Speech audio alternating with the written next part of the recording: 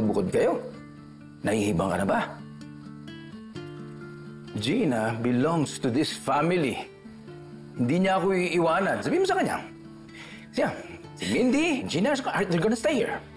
Okay? Sabihin mo sa kanya. Hindi mo ako iiwanan. Dito kayo, right? Sabihin mo. Dad, ayoko magkawatak-watak ang pamilya ko.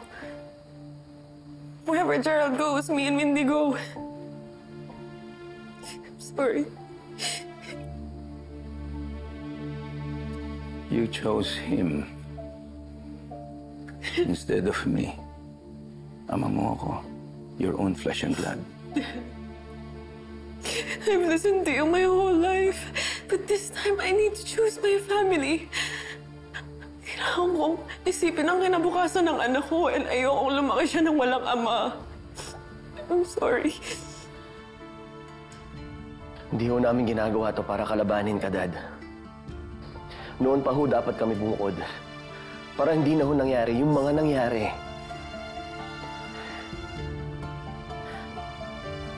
Okay.